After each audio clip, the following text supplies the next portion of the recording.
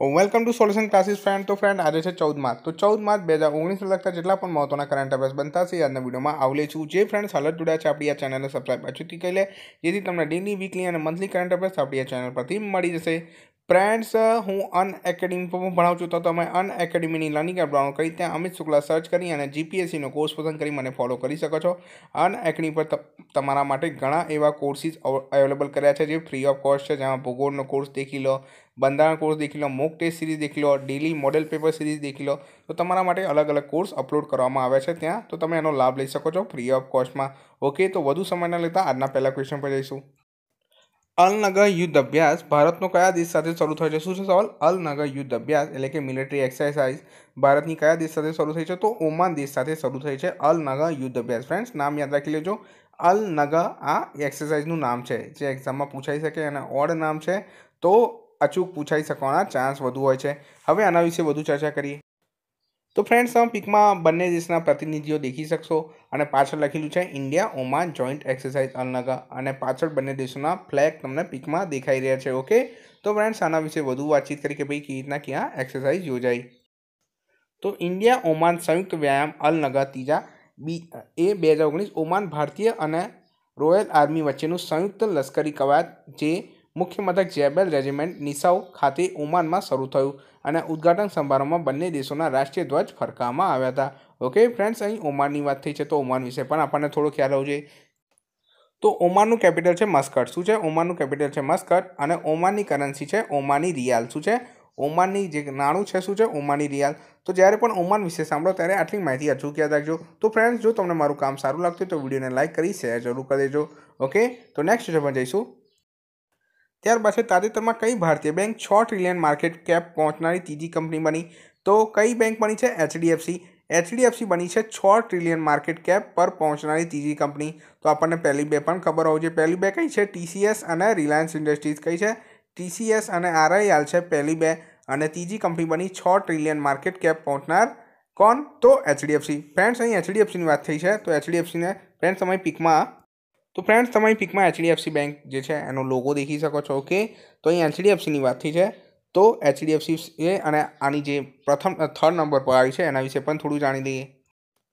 તો HDFC bank દ્વારા પ્રથમ વખત 6 ટ્રિલિયન માર્કેટ કેપિટલાઇઝેશન ચિહ્ન પાર કરી. Okay, 6 trillion market cap HDFC બેંકે પ્રથમ વખત પાર કર્યું, અને ટાટા કન્સલ્ટન્સી સર્વિસ અને રિલાયન્સ ઇન્ડસ્ટ્રીઝ બાદ આ સીમા ચિહ્ન પ્રાપ્ત કરવાવાળી ત્રીજી ભારતીય કંપની બની. ઓકે, આઈઆરએલ ભારતની સૌથી મૂલ્યવાન કંપની છે હાલમાં, જેની માર્કેટ કેપ કેટલી છે? 8.50 ટ્રિલિયન. કેટલી છે? 8.50 ટ્રિલિયન જેની માર્કેટ કેપ છે કોની? આઈઆરએલની. અને ત્યારબાદ ટીસીએસની છે 7.8 ટ્રિલિયન, અને ત્યારબાદ એચડીએફસીની 6 ટ્રિલિયન માર્કેટ કેપ પાર કરી હાલમાં. ઓકે, તો એચડીએફસીની વાત થઈ છે તો એચડીએફસી વિશે પણ થોડું જાણી લઈએ. એચડીએફસીની સ્થાપના થઈ હતી 1994 ઓગસ્ટમાં. ક્યારે? ઓગસ્ટ 1994માં એચડીએફસીની સ્થાપના થઈ. હેડક્વાર્ટર ક્યાં છે? મુંબઈ, મહારાષ્ટ્ર. ક્યાં છે? મુંબઈ, મહારાષ્ટ્ર એચડીએફસીનું હેડક્વાર્ટર છે. એમડી કોણ છે? આદિત્યપુરી. એમડી કોણ છે? આદિત્યપુરી. અને નોન એક્ઝિક્યુટિવ ચેરપર્સન કોણ છે? તો Shyamala Gopinath. એચડીએફસીના non executive chairperson કોણ છે? તો શ્યામલા ગોપીનાથ. તો એચડીએફસી વિશે આપણને આટલી માહિતી હોવી જોઈએ જ્યારે એચડીએફસી વિશે સાંભળીએ. ઓકે, તો નેક્સ્ટ ક્વેશ્ચન પર જઈશું. ક્વેશ્ચન છે એક્સિસ બેંકના નવા ચેરમેન કોને નિયુક્ત કર્યા, અથવા તો નોન એક્ઝિક્યુટિવ ચેરમેન કોને નિયુક્ત કર્યા છે? તો રાકેશ મખીજાને. રાકેશ મખીજાને એક્સિસ બેંકના નવા ચેરમેન નિયુક્ત કરવામાં આવ્યા છે. તો આમના વિશે થોડું જાણીએ. તો એક્સિસ બેંકે રાકેશ મખીજાને 3 વર્ષ સુધી બિનકાર્યકારી અધ્યક્ષ તરીકે નિયુક્ત કર્યા. શું કર્યું? એક્સિસ બેંકે રાકેશ મખીજાને 3 વર્ષ સુધી બિનકાર્યકારી અધ્યક્ષ તરીકે નિયુક્ત કર્યા છે. 67 વર્ષીય જે ઓક્ટોબર 2015થી ધિરાણકર્તાની બોર્ડ પર એક સ્વતંત્ર ડિરેક્ટર તરીકે સેવા આપી રહ્યા છે. ઓકે, હવે આના પહેલાં જે સંજીવ મિશ્રા છે એમનો ટર્મ જુલાઈ 17ના રોજ સમાપ્ત થાય છે, અને તેમનું સ્થાન લેશે મખીજા. અને મખીજા હાલમાં બેંકના નોમિનેશન અને રેમ્યુનેશન કમિટીના ચેરમેન છે. કોણ? તો રાકેશ મખીજા. ઓકે, અને તેઓ 3 વર્ષ સુધી બિનકાર્યકારી અધ્યક્ષ તરીકે નિયુક્ત કરવામાં આવે છે. ત્યારબાદ નેક્સ્ટ ક્વેશ્ચનમાં મૂવ ઓન કરીશું. તાજેતરમાં કેટલા રાજ્યોમાં ઈ સિગરેટ પર પ્રતિબંધ મુકાયો? શું છે સવાલ? તાજેતરમાં કેટલા રાજ્યોમાં ઈ સિગરેટ પર પ્રતિબંધ મુકાયો? તો 12 રાજ્યોમાં ઈ સિગરેટ પર પ્રતિબંધ મુકાયો. ઈ સિગરેટ માને ઇલેક્ટ્રોનિક સિગારેટ. ઓકે, તો આના વિશે વધુ વાત કરીએ. હવે ઈ સિગારેટ પરથી આપણને એન્ડ્સનું ફૂલ ફોર્મ ખબર હોવું જોઈએ. શું ખબર હોવું જોઈએ? એન્ડ્સનું, જેનું ફૂલ ફોર્મ થશે ઇલેક્ટ્રોનિક નિકોટિન ડિલિવરિંગ સિસ્ટમ. શું થશે? ઇલેક્ટ્રોનિક નિકોટિન ડિલિવરિંગ સિસ્ટમ એ એન્ડ્સનું ફૂલ ફોર્મ થશે. અને જે 12 રાજ્યોની વાત છે તો એ 12 રાજ્યોમાં કયા કયા 12 રાજ્યોમાં પ્રતિબંધ મૂકવામાં આવ્યો? તો પંજાબ, મહારાષ્ટ્ર, કર્ણાટક, કેરળ, બિહાર, ઉત્તર પ્રદેશ, જમ્મુ કાશ્મીર, હિમાચલ પ્રદેશ, તમિલનાડુ, પોંડિચેરી અને ઝારખંડ. કયા કયા? પંજાબ, મહારાષ્ટ્ર, કર્ણાટક, કેરળ, બિહાર, ઉત્તર પ્રદેશ, જમ્મુ કાશ્મીર, હિમાચલ પ્રદેશ, તમિલનાડુ, પોંડિચેરી અને ઝારખંડ રાજ્યોમાં આના ઉપયોગ પર પ્રતિબંધ મુકાયો. ઓકે, તો આના વિશે આપણને આટલી માહિતી હોવી જોઈએ. ત્યારબાદ નેક્સ્ટ સેશનમાં જઈશું. વેબસાઇટ મેકિંગ ટૂલ GoDaddyએ કયા ક્રિકેટ બોર્ડ સાથે સમજૂતી કરી? તો કયા? તો આઈસીસી સાથે સમજૂતી કરી. ઓકે, આઈસીસી સાથે સમજૂતી કરી છે. ઇન્ટરનેશનલ ક્રિકેટ કાઉન્સિલ સાથે સમજૂતી કરી છે વેબસાઇટ મેકિંગ ટૂલ GoDaddyએ. ઓકે, હવે ફ્રેન્ડ્સ અહીં આઈસીસીની વાત થઈ છે. તો મેં તમને હજુ સુધી ઘણી માહિતી આપી છે આઈસીસી વિશે. તો તમને આઈસીસી વિશે જેટલી પણ માહિતી હોય એ તમારે મને કમેન્ટ બોક્સમાં જણાવવાની છે. શું કરવાનું છે?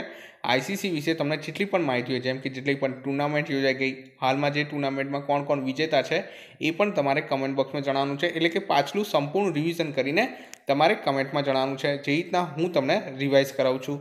ક્લિયર છે? તો ત્યારબાદ નેક્સ્ટ સેશન પર જઈશું. તો ક્વેશ્ચન છે, તાજેતરમાં જાપાને કોલકાતા મ્યુઝિયમને કેટલા લાખ રૂપિયા આપવાની જાહેરાત કરી? તો 22 લાખ રૂપિયા આપવાની જાહેરાત કરી. કેટલા રૂપિયા? 22 લાખ રૂપિયા આપવાની જાહેરાત કરી જાપાને. ઓકે, હવે જ્યારે આ જાપાન શા કારણે 22 લાખ રૂપિયા આપી રહ્યું છે? તો કલ્ચર, ભારત સાથે કલ્ચર સંબંધમાં વધારો કરવા માટે. ઓકે, જે કલ્ચર સંબંધ છે, ભારતનો ઐતિહાસિક અને કલ્ચરલ સંબંધ છે, એને વધારવા માટે જાપાને 22 લાખ રૂપિયા આપવાની જાહેરાત કરી. હવે જે કોલકાતા મ્યુઝિયમ છે, ઓકે, શું નામ છે એનું? તો રવિન્દ્ર મ્યુઝિયમ. શું છે? રવિન્દ્ર મ્યુઝિયમ. અને જ્યારે જાપાને કોલકાતાને આ 22 લાખ રૂપિયા આપવાની જાહેરાત કરી તો એના પર સાઇન કોને કર્યા? તો રવિન્દ્ર મ્યુઝિયમના કુલપતિ જે છે એમને કોને કર્યા છે? જે રવિન્દ્ર મ્યુઝિયમના કુલપતિ કોણ છે? બસુ રે ચૌધરી. કોને? બસુ રે ચૌધરી, જે રવિન્દ્ર જે મ્યુઝિયમ છે તેના જે કુલપતિ છે તેમને આના પર સાઇન કર્યા. નામ શું છે? બસુ રે ચૌધરી. હવે ફ્રેન્ડ્સ અહીં જાપાનની વાત થઈ છે, તો જાપાન વિશે પણ થોડું જાણીએ. જાપાનના વડાપ્રધાન કોણ છે? Shinzo Abe. જાપાનનું નાણું શું છે? યેન. જાપાનનું જે રાજધાની છે શું છે? ટોક્યો. ઓકે, અને જાપાનને ઉગતા સૂર્યનો દેશ કહેવામાં આવે છે. અને ટોક્યો પરથી શું યાદ આવવું જોઈએ? તો 2020નો ઓલિમ્પિક ક્યાં યોજાશે? ટોક્યો, જાપાનમાં.